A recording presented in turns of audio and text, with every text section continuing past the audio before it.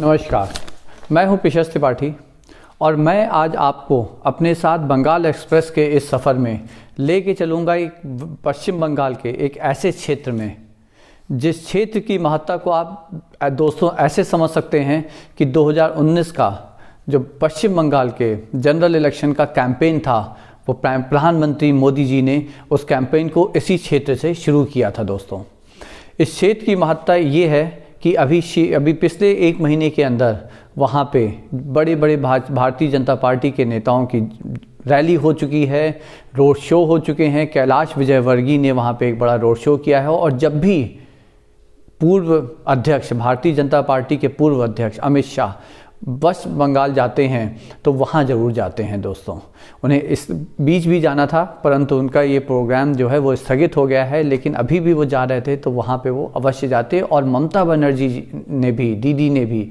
वहाँ पे पिछले कुछ दिनों में पिछले कुछ हफ्ते पहले उन्होंने वहाँ पे भी एक रोड शो और एक बड़ी रैली की है। दोस्तों, तो कौन सा है वो क्षेत्र, उम्मीद है आप सब लोग समझ गए होंगे। दोस्तों, तो चलिए शुरू करते हैं आज का सफ़र।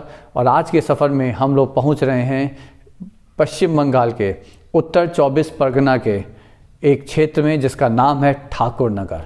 ठाकुर नगर जो कि बनगांव लोकसभा सीट में आता है। दोस्तों, जहां पे जो विधानसभा सीट लगती है, जो विधानसभा क्षेत्र लगता है वो है गईघाट का विधानसभा क्षेत्र।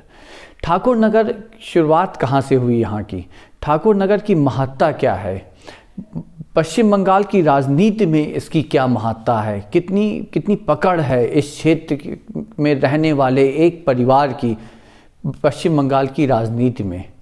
उस परिवार के शब्द एक समुदाय के लिए एक आप ऐसे माने ईश्वरीय शब्द हैं। मतलब अगर वहाँ का जो ठाकुर परिवार है, ठाकुरवाड़ी में रहने वाला, ठाकुर नगर में रहने वाला जो ठाकुर परिवार है, उनके शब्द से वहाँ पे बहुत सारे विधानसभा क्षेत्र, दोस्तों 6 लोकसभा क्षेत्र और लगभग आप माने 40 से 45 विधानसभा क्षेत्र ऐसे हैं जो ठाकुरवाड़ी में रहने वाले जो ठाकुर परिवार है उनके शब्दों से वहाँ पे जीत हार तय हो जाती है। दोस्तों, तो क्या है इतिहास ठाकुर नगर का, क्या है इतिहास उस समुदाय का जो वहाँ के ठाकुर परिवार से इतना प्रभावित है कि उन्हें ईश्वर का दर्जा उन्होंने दे रखा है। तो आइए जानते हैं इन सारे प्रश्नों के जवाब, इन सब के बारे में। तो देखिए, शुरुआत होती है ये दोस्तों 1860 के दशक में, जब एक व्यक्ति, एक सोशल रिफॉर्मर, एक समाज सुधारक हरिचंद ठाकुर ने कुछ बहुत अति पिछड़ी जो जाति थी जो वहाँ पे अछूत कहलाती थी, जो कि ईस्ट बंगाल, तब के ईस्ट बंगाल जो आज बांग्लादेश है दोस्तों, और वेस्ट बंगाल दोनों ही जगह पाए जाते थे। तो उन जाति के उत्थान के लिए उन्होंने एक सेक्ट शुरू किया था। जो हिंदू धर्म के ही फॉलोअर्स थे उनके लिए उन्होंने एक सेक्ट शुरू किया था जिसका नाम रखा उन्होंने मतुआ सेक्ट। मतुआ सेक्ट को फॉलो करने वालों को ही आज मतुआस कहते हैं, या मतुआ संप्रदाय के लोग वही मतुआ सेक्ट के फॉलोअर्स कहलाते हैं, जिसकी शुरुआत हरिचंद ठाकुर ने 1860 के दशक में की थी। और कहाँ की थी? वो की थी उन्होंने बांग्लादेश के फरीदपुर ज़िले में। लेकिन जैसे जैसे समय बढ़ता गया, इनके फॉलोअर्स भी बढ़ते गए, सब कुछ ठीक रहा। लेकिन जैसे ही ये 1947 का विभाजन हुआ तो ज़्यादातर जो हर जगह हुआ, जो पाकिस्तान में हुआ, वही तत्कालीन ईस्ट बंगाल या आज के बांग्लादेश में भी हुआ। वहाँ से जो ये हिंदू थे, जिसमें कि मतुआ कम्युनिटी या संप्रदाय के भी लोग थे, ये बांग्लादेश छोड़ के काफ़ी संख्या में ये पश्चिम बंगाल में आकर बस गए। और लेकिन इनकी लीडरशिप किसके हाथ में थी? तब इनको लीड कर रहे थे उस वक्त हरिचंद जो ठाकुर थे, उनके पोते, जिनका नाम था प्रथम रंजन ठाकुर, तो PR ठाकुर। तो प्रथम रंजन ठाकुर जो थे उन्होंने इन मतुआ फॉलोअर्स को, अपने फॉलोअर्स को लेकर आए और ठाकुर नगर नाम की एक जगह बसाई। कहाँ पे? उत्तरी 24 परगना ज़िले में। और ये जगह बांग्लादेश की सीमा के काफ़ी करीब है, आसपास मान लीजिए आप 50-60 किलोमीटर की दूरी है वहाँ से बांग्लादेश की सीमा का। तो जो प्रथम रंजन ठाकुर थे, इन्होंने वहाँ पे एक मतुआ महासंघ की स्थापना की जिसका केंद्र बना ठाकुर नगर। तो ये वही ठाकुर परिवार है, जिनकी शुरुआत हरिचंद ठाकुर ने की। और हाँ, हरिचंद ठाकुर को आज ये लोग विष्णु का अवतार मानते हैं, कृष्ण जी का अवतार मानते हैं दोस्तों। तो इतना इज्जत है इस परिवार की, और आज भी इस परिवार का जो होल्ड है इस संप्रदाय पे वो इतना ज़बरदस्त है कि आप अभी आप जानेंगे कि कैसे कैसे उस समुदाय उस परिवार के लोगों को अपनी तरफ मिलाने के लिए, चाहे वो भारतीय जनता पार्टी हो, चाहे पहले कम्युनिस्ट हो या आज तृणमूल कांग्रेस है, सब ने ज़बरदस्त कोशिश की है और कर रहे हैं। तो देखिए, अब पहले समझते हैं कि जो प्रतिमा रंजन ठाकुर थे उनके बाद फिर क्या हुआ। तो देखिए, वहाँ पे फिर हुआ क्या कि प्रतिमा रंजन ठाकुर जो थे वो उन्होंने फिर 1962 तक आते आते एक चुनाव लड़ा कांग्रेस के टिकट पे। उन्होंने विधानसभा चुनाव लड़ा, वो चुनाव जीत गए।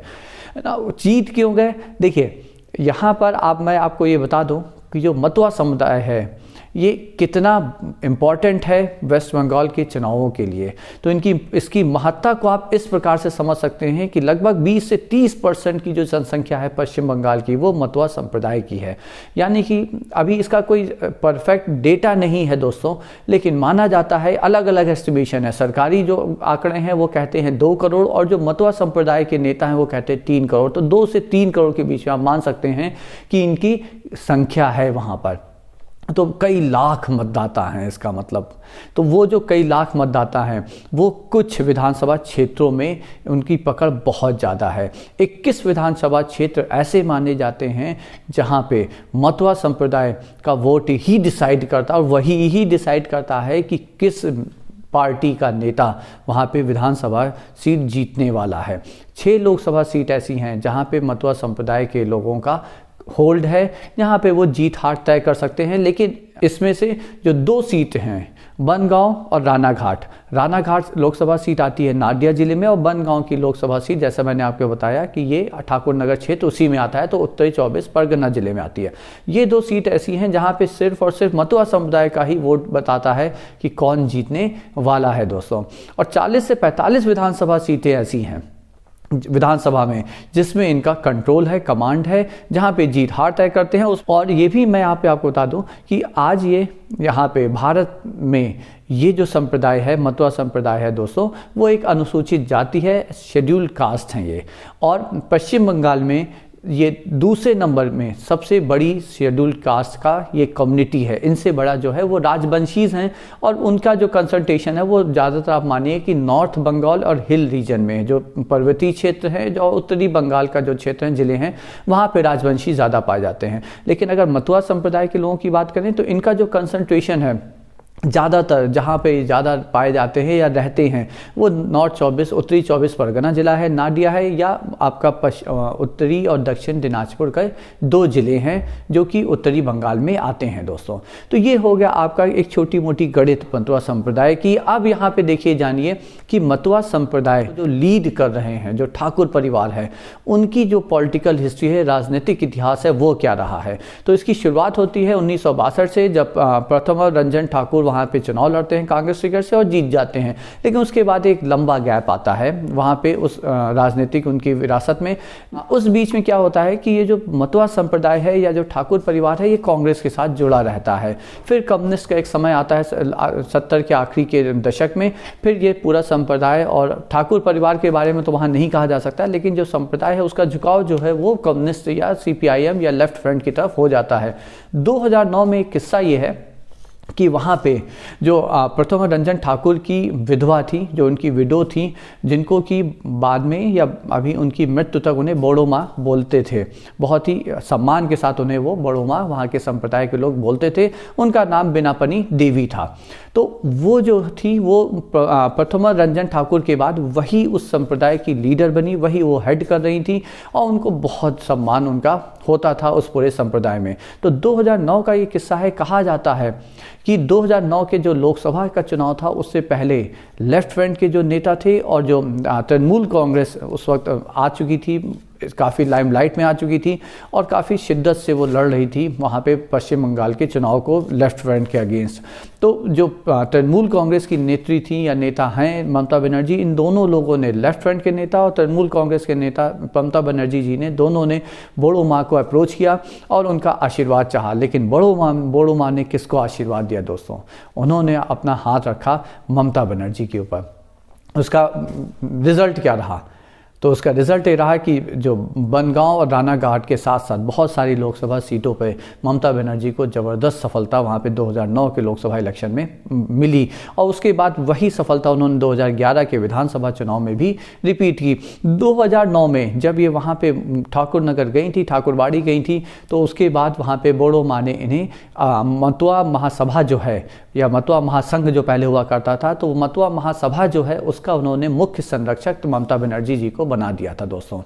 उसके बाद ममता बनर्जी के साथ ये परिवार जुड़ता है, और 2011 के विधानसभा चुनाव में जो बोड़ो माँ के जो छोटे पुत्र हैं वो मंजुल कृष्ण ठाकुर, वो वहाँ पे टीएमसी के टिकट से गई घाट का चुनाव लड़ते हैं और बहुत आराम से वो जीत जाते हैं दोस्तों।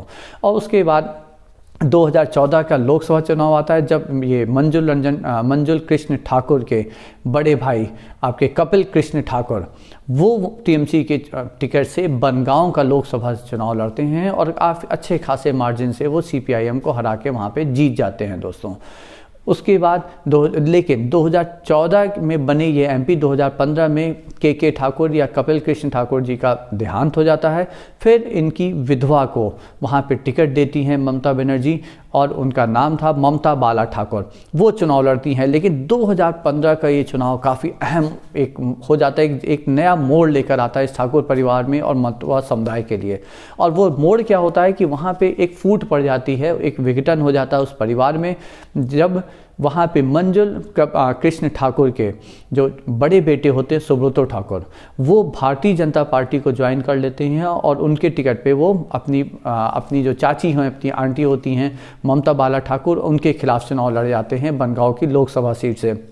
लेकिन वहाँ पे फिर उनकी हार होती है सुब्रतो ठाकुर की, और ममता बाला ठाकुर वहाँ पे एक अच्छे मार्जिन से वो चुनाव वो भी जीत जाती हैं। लेकिन समय बदलता है, काल चक्र का पहिया बदलता है, और 2019 के लोकसभा चुनाव तक आते आते चीज़ें बिल्कुल पलट जाती हैं।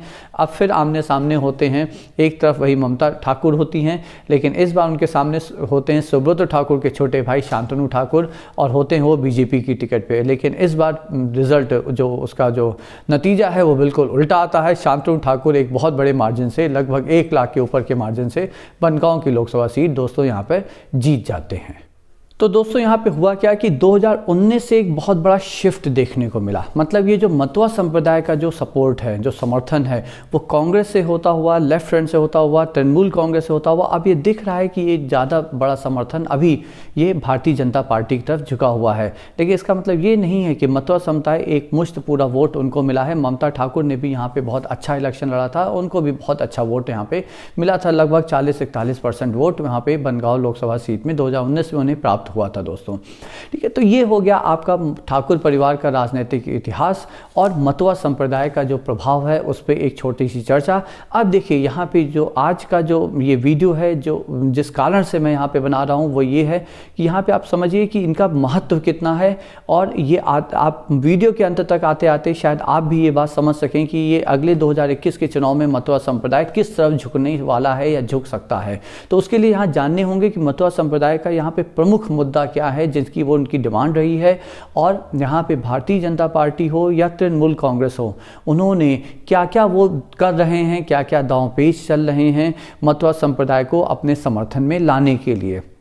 तो चलिए सबसे पहले जानते हैं कि ममता बनर्जी की जो सरकार है, उनकी जो पार्टी है, वो क्या कर रही हैं, उन्होंने क्या क्या दावा किया है, क्या क्या उन्होंने प्रॉमिस किया है मतुआ संप्रदाय को अपने साथ वापस से जोड़ने के लिए और 2021 के चुनाव को वापस से जीतने के लिए। तो 2014 से ही वो समझ गई थी कि जो मोदी जी हैं उनका फैक्टर जो है वो पश्चिम बंगाल में काम करने लगा है, और उन्हें कहीं ना कहीं 2015 का जो बाई इलेक्शन था बनगांव से, वहाँ से उन्हें कहीं से आहट भी मिल गई होगी कि मतुआ संप्रदाय कहीं का वोट उनसे खिसक ना जाए। इसलिए 2018 में ममता बनर्जी ने मतुआ वेलफेयर बोर्ड बनाया और काफ़ी फंड उन्होंने उस जगह के डेवलपमेंट के लिए और मतुआ संप्रदाय के विकास के लिए काफ़ी फंड भी उन्होंने अपनी सरकार की तरफ से उसे दिया, उस बोर्ड को दिया। उसके साथ साथ इन्होंने बोडो माँ को लगभग नवंबर 2018 के आसपास उन्होंने जो हाईएस्ट सिविलियन अवार्ड है पश्चिम बंगाल का, जिसका नाम है बंग विभूषण, तो बंग विभूषण का अवार्ड भी इन्होंने बोडो माँ को दिया। और जब बोड़ो माँ की मृत्यु हुई है, ये लगभग 7 मार्च 2019 की बात है दोस्तों। तो 7 मार्च 2019 को उनकी मृत्यु के बाद उन्हें ममता बनर्जी की सरकार ने स्टेट फ्यूनरल दिया, बिल्कुल राजकीय सम्मान के साथ उनका अंतिम संस्कार वहाँ पे किया गया। लेकिन इस सब के बावजूद भी जो मतुआ संप्रदाय के कमांड में, कंट्रोल में जो 2 सबसे महत्वपूर्ण लोकसभा सीट हैं, रानाघाट और बनगांव, 2019 के लोकसभा इलेक्शन में दोनों सीट भाजपा के खाते में आई और एक बड़े मार्जिन के साथ भाजपा के खाते में आई। तो उसके बाद फिर ममता बनर्जी और शिद्दत के साथ उस वोट बैंक को, मतुआ संप्रदाय के वोट बैंक को अपने साथ जोड़े रखने के लिए या उसको अपने साथ और बढ़ाने के लिए उन्होंने और भी बहुत सारे अनाउंसमेंट किए। जैसे कि हरिचंद ठाकुर जी का जो उनका जन्म दिवस है उसको उन्होंने स्टेट हॉलीडे डिक्लेयर किया।